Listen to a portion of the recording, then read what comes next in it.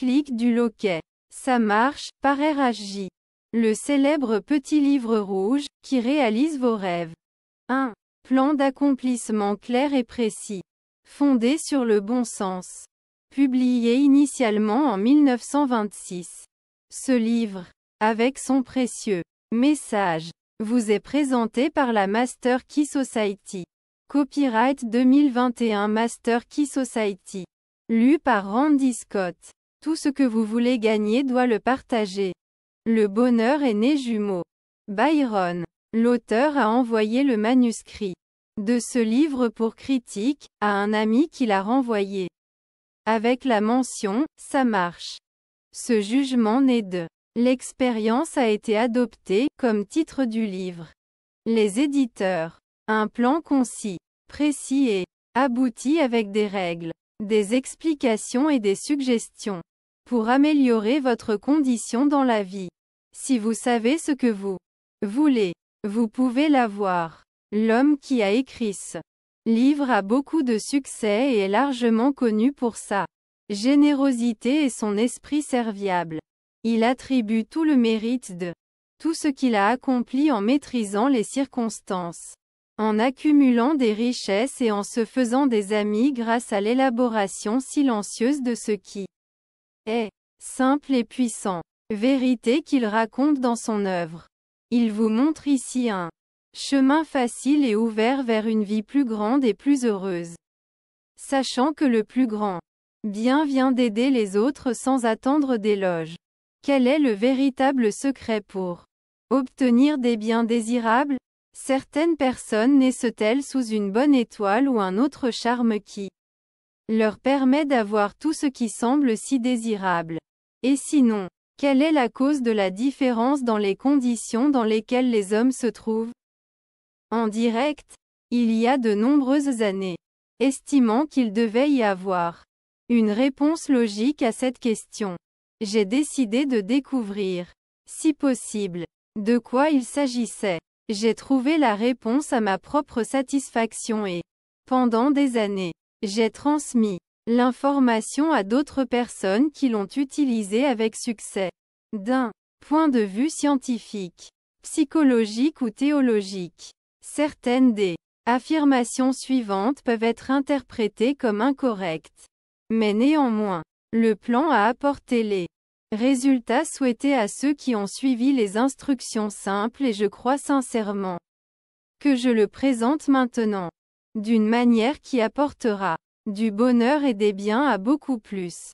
Si les désirs étaient des chevaux, les mendiants monteraient à cheval. Telle est l'attitude adoptée par l'homme et la femme moyens à l'égard des biens. Ils n'ont pas conscience d'un pouvoir si proche qu'il passe inaperçu, si simple à utiliser qu'il est difficile à concevoir. Et ces résultats sont si sûrs qu'ils ne sont pas utilisés consciemment, ni reconnus comme la cause de l'échec ou du succès. Eh bien, j'aurais aimé qu'il soit à moi, s'exclame Jimmy, l'employé de bureau, alors qu'un nouveau roadster rouge passe. Et Florence, la téléphoniste, exprime la même pensée à propos d'une bague dans la vitrine du bijoutier. Tandis que le pauvre vieux Jones, le comptable, lors de la promenade dominicale, répond à sa femme. Oui, ma chérie, ce serait bien des apostrophes. Avoir une maison comme celle-là. Mais c'est hors de question. Il va falloir continuer à louer. L'Andem, le vendeur, proteste qu'il fait tout le travail, qu'il n'obtient que la petite partie de l'argent et qu'il quittera un jour son emploi pour en trouver un vrai. Et le président Bondhomme, dans son sanctuaire privé, exprime une tirade amère contre l'attaque annuelle de rhume des foins. À la maison, c'est à peu près pareil. Hier soir, le père a déclaré que sa fille Mabel se dirigeait tout droit vers le désastre. Et aujourd'hui, le problème des allocations maternelles et d'autres affaires difficiles deviennent insignifiantes lorsqu'elle s'exclame. C'est la goutte d'eau qui fait déborder le vase. L'institutrice de Robert veut me voir cet après-midi. Ces rapports sont terribles. Je sais, Mais je suis en retard pour bridge maintenant. Elle devra attendre demain. Ainsi va le flot incessant d'expressions comme celle-ci de la part de millions de personnes de toutes les classes sociales qui ne se soucient pas de ce qu'elles veulent réellement et qui obtiennent tout ce à quoi elles ont droit ou ce qu'elles attendent. Si vous faites partie de ces millions de bavards ou de sympathisants irréfléchis et que vous souhaitez un changement radical par rapport à votre condition actuelle, vous pouvez l'obtenir. Mais avant tout, il faut savoir ce que l'on veut et ce n'est pas une tâche facile. Lorsque vous pourrez entraîner votre esprit objectif, l'esprit que vous utilisez quotidiennement, à décider définitivement des choses ou des conditions que vous désirez, vous aurez fait le premier grand pas vers l'accomplissement ou l'obtention de ce que vous savez vouloir. Obtenir ce que vous voulez n'est pas plus mystérieux ou incertain que les ondes radio qui vous entourent. Réglez-vous correctement et vous obtenez un résultat parfait. Mais pour cela, il est bien sûr nécessaire de connaître un peu votre matériel et d'avoir un plan de fonctionnement. Vous avez en vous un pouvoir puissant, soucieux et disposé à vous servir. Un pouvoir capable de vous donner ce que vous désirez ardemment. Ce pouvoir est décrit par Thomson J. Hudson, Ph.D., LL.D., auteur de The Law of Psychic Phenomena, comme étant votre esprit subjectif. D'autres écrivains érudits utilisent des noms et des termes différents, mais tous conviennent qu'il est tout-puissant. C'est pourquoi j'appelle cette puissance Emmanuel, Dieu en nous, indépendamment du nom de la grande puissance ou de l'admission consciente d'un Dieu. La puissance est capable et désireuse de mener à une conclusion complète et parfaite le désir très sincère de votre esprit objectif. Mais vous devez être vraiment sérieux quant à ce que vous voulez. Des souhaits occasionnels ou des désirs sans enthousiasme ne forment pas une connexion ou une communication parfaite avec votre pouvoir omnipotent.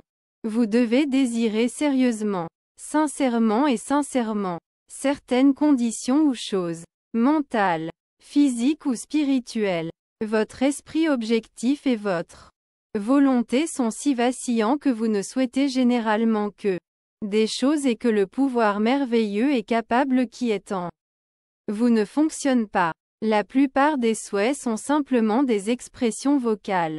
Jimmy, le garçon de bureau, ne pensait pas posséder le roadster rouge. Landem, le vendeur, ne pensait à aucun autre travail ni même du tout.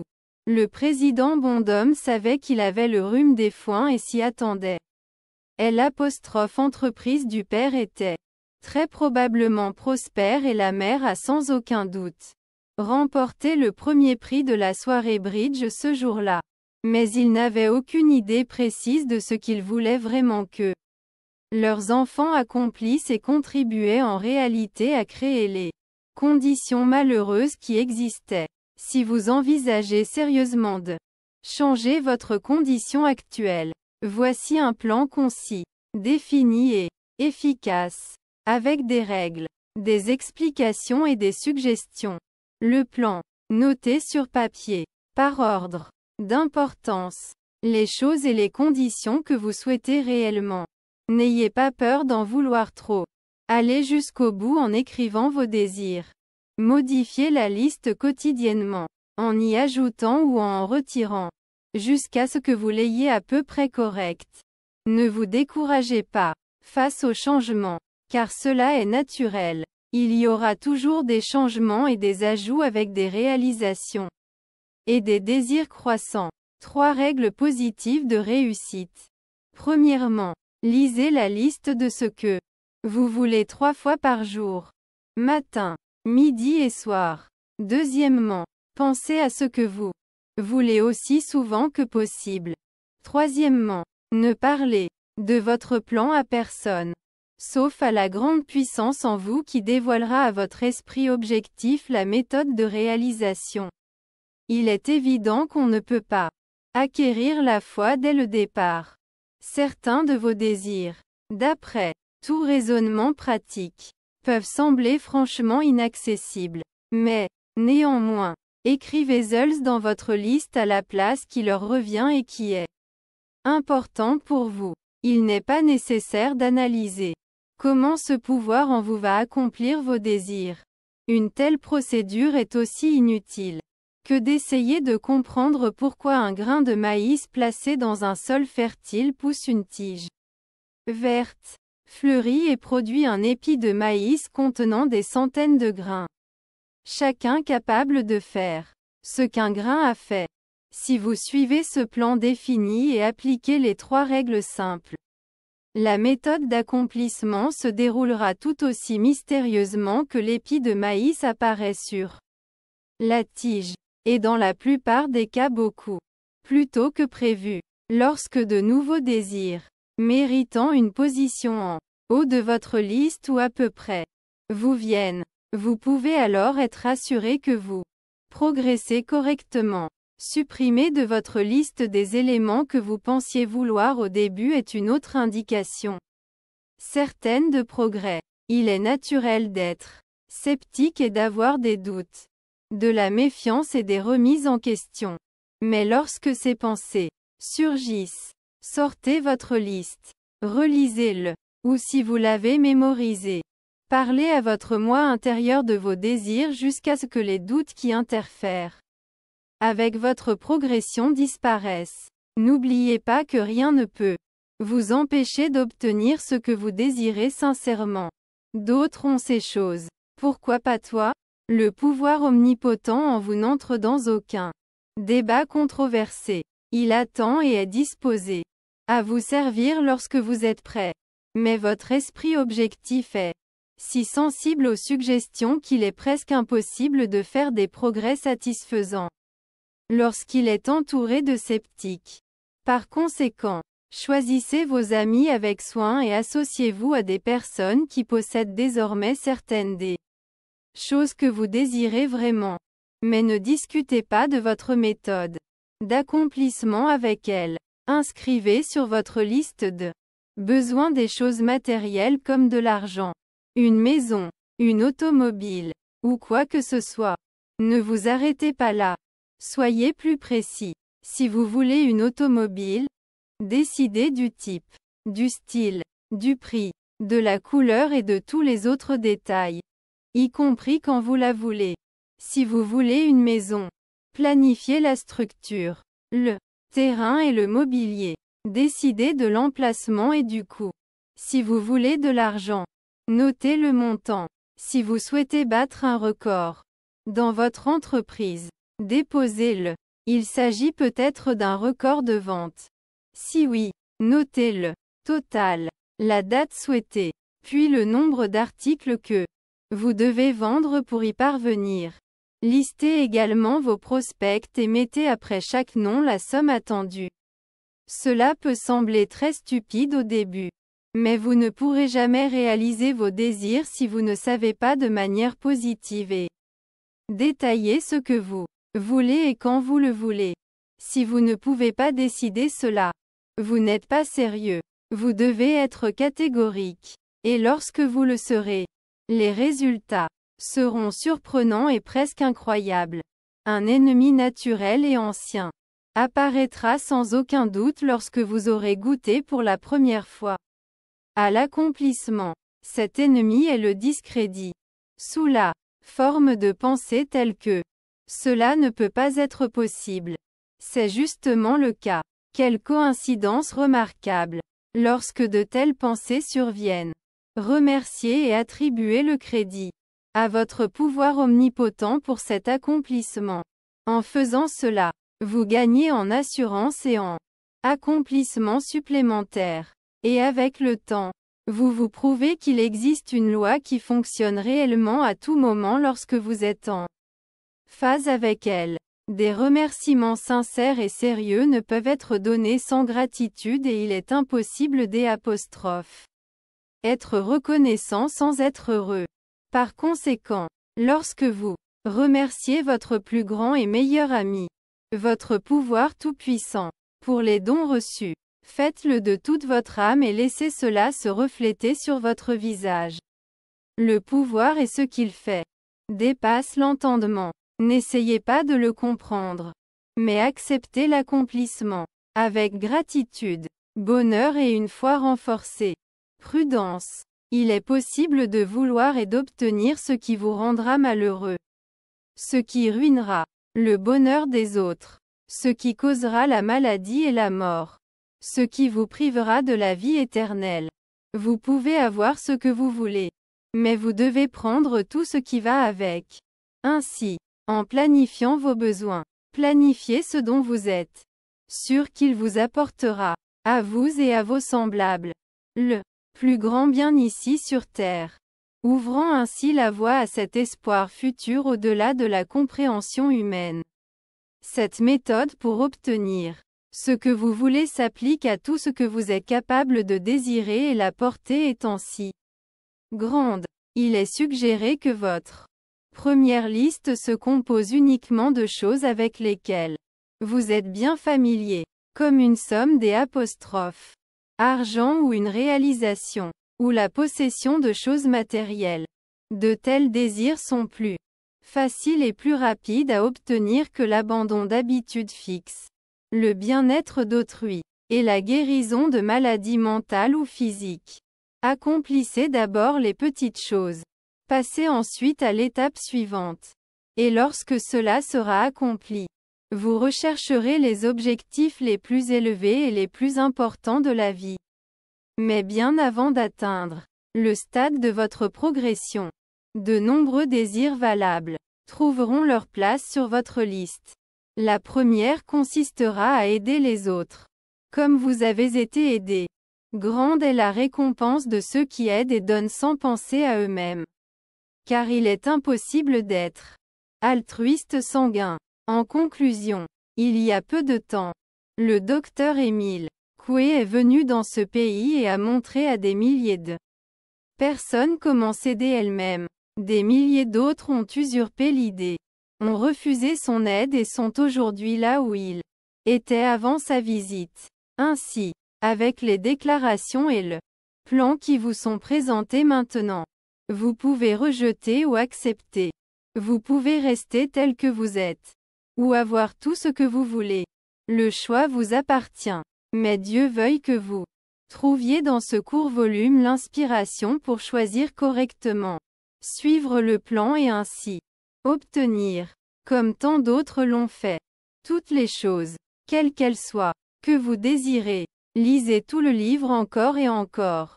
Et encore et encore. Mémorisez les 3 règles simples des pages 13 et 14.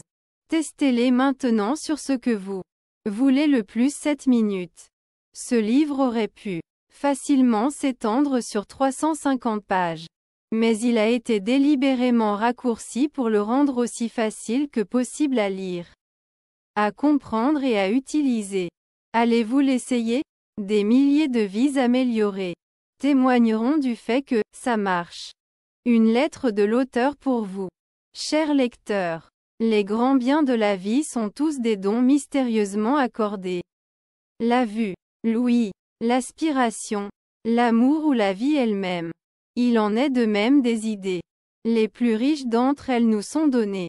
Comme par exemple l'idée puissante que ce livre vous a donnée.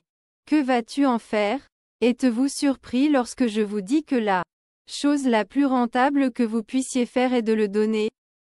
Vous pouvez le faire de manière simple et pratique en envoyant ce livre à ceux que vous connaissez et qui en ont besoin. De cette façon, vous pouvez contribuer à la répartition de cet effort louable visant à rendre la vie des autres meilleure et plus heureuse. Vous connaissez des gens qui font du surplace ou qui sont inquiets et découragés.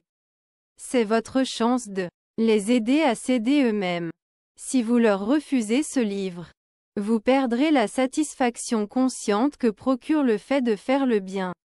Si vous voyez qu'ils reçoivent ce livre, alors vous vous conformez à la loi de la vie qui dit: vous obtenez en donnant, et vous pouvez à juste titre vous attendre à la prospérité et à la réussite. À tout le moins, vous aurez le sentiment intérieur d'avoir fait une bonne action sans espoir d'être ouvertement remercié et votre récompense viendra secrètement sous la forme des apostrophes un pouvoir supplémentaire et d'une vie plus grande. L'auteur